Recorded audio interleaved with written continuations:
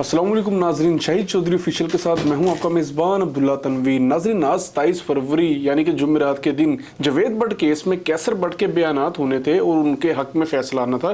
तो मैं जानना चाह रहा था कि इस हक में, इस केस के वाले से आखिर क्या बने, क्या उनके बयानात लिए गए।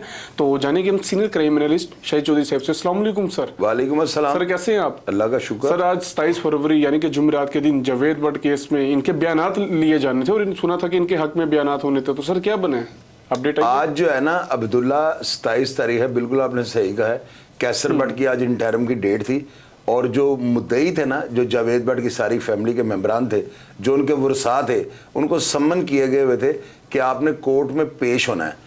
उन्होंने कोर्ट के अंदर पेश हो गए जो है ना, कैसर भट्ट के हक में बयान देने थे कि ये हमारा मुलजम नहीं है, इसको बरी करने में, इसकी ज़मानत लेने में, इसको डिस्चार्ज करने में हमें कोई जो है ना, हमें किसी भी किस्म की जो है ना, कोई इस तरह की जो है ना, हमें तहफ़्फ़ुज़ात नहीं है। इसको जो है ना बेशक आप फारिग कर दें यानी बरी कर दें, तो एतराज़ कोई भी हमें जो है ना इस बात के ऊपर नहीं है, ऑब्जेक्शन हमारा कोई भी नहीं है। तो आज जो था ना, मुद्दई वहां पेश नहीं हो सके, जिसकी वजह से कैसर भट्ट की डेट जो है ना परसों की पड़ गई है। यानी आज जो मैं रहा था ना, कल जुम्मा, परसों हफ्ता है, परसों कैसर भट्ट को जो है ना वहां पे पेश होना पड़ेगा और मुद्दई वहां पर जो है ना कोर्ट के अंदर आगे पेश होंगे और वो आगे अपने बयानात जो है वो दे देंगे और उन बयानात की रोशनी में जो है ना कैसर भट्ट को इस मुकदमे जावेद भट्ट की हद तक जो है ना केस से फारिग कर दिया जाएगा।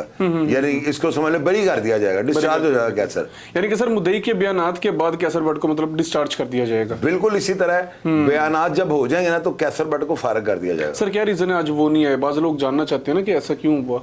यार उसमें जो है ना, मैं बताता हूँ, हो सकता है कि कोर्ट ने सम्मन आज की हो, या हो सकता है कि उनकी कोई मजबूरी हो या किसी काम की मसरूफियत के वजह से वो ना आ सके हो, लेकिन वो अल्हम्दुलिल्लाह नेक्स्ट डेट पे वो आएंगे और केस फारिग हो ठीक हो गया। अच्छा सर, अमीर मौसब और अमीर फतेह के वाले से बताइएगा, आप क्या समझते हैं, क्या ये अब इंटरम बेल करवाएंगे इस केस के वाले से? यार उनकी इंटरम जो है ना मेरी नज़र में तो मुश्किल होगी।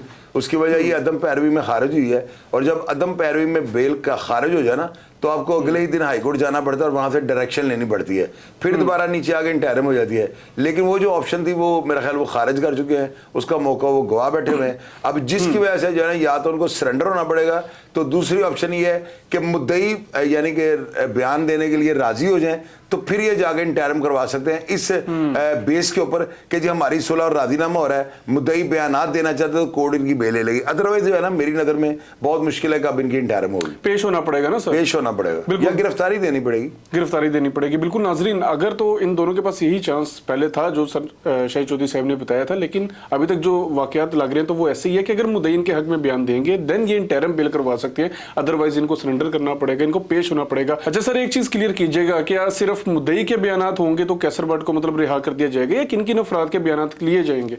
ये जो है ना इसमें अब्दुल्ला ये होता है कि जितने भी वरसा होते हैं ना, मिसाल के तौर पे उनका बेटा है, उनकी वाइफ है या उनके कोई और बच्चे, कोई बेटियां वगैरह अगर होंगी तो डेफिनेटली वो जितने भी फैमिली के मेंबर होंगे ना, जो वरसा होंगे, मुद्दई एक अलग चीज होती है। मुद्दई तो वो होता है जो FIR दर्ज करवाए, उसमें शहादती जो होते हैं ना वो भी अगर कोई यानी कि रिश्तेदार हो या वो बेटे या औलाद में से कोई हो तो उनके भी बयानात होते हैं।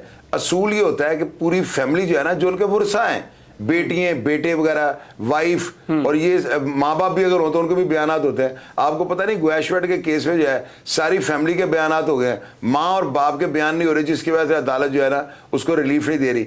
तो ये जो है ना अदालत का एक रूल होता है, सारे वरसा जाके बयानात देते हैं, उनके बयानात के बाद जो है ना कोर्ट बरी कर देती है। बरी कर देती है, यानी कि इसमें भी सारे वरसा अगर बयानात देंगे देन कोर्ट बरी करेगा। 100% इसी तरह जरूरी है, बिल्कुल। और ये हो जाएंगे बयान, क्योंकि अब इसमें तीफी भट्ट ने जो बात कर दी है तो मेरा ख्याल बड़े अथेंटिक आदमी है, वो अपनी बात से ना तो मुकरने वाले हैं, ना इस केस में कोई ऐसी बात है। इतने बड़े बड़े बंदे, शफकत बग्गा साहब, मौजम भट्ट साहब, इसके अंदर सुहेल शौकत भट्ट साहब और सभी भाई, वो सारे इसके अंदर इन्वॉल्व हैं। तो इंशाल्लाह ताला ये बिल्कुल बयान होंगे। अब देख लीजिए सब फारिग हो जाए। बिल्कुल नाजरीन, जैसा कि आपको भी पता है कि कैसर भट्ट इस केस में ना तो उनकी शमूलियत पाई गई, नजर आया कि उनके हवाले से कि अगर वो इस केस के हवाले से ऐड थे, ऐसा भी कुछ भी नहीं हुआ। और दूसरी बात, तीफी भट्ट साहब के हवाले से अगर हम बात करें तो इन दोनों ग्रुप्स की भी आपस में सुलह हो चुकी है, तो अब तो जाहिर सी बात है मुद्दई जो होंगे वो भी बयान कर देंगे इनके हक में, इनको केस से खारिज कर दिया जाएगा। बाकी मजीद जो इस केस के हवाले से कोई लेटेस्ट अपडेट आएगी, कोई लेटेस्ट इन्फो आएगी, इंशाअल्लाह ताला हम लाजमी आपके साथ शेयर करेंगे। इसी के साथ अपने मेजबान अब्दुल्ला तनवीर को इजाजत दीजिए। अल्लाह निगहबान।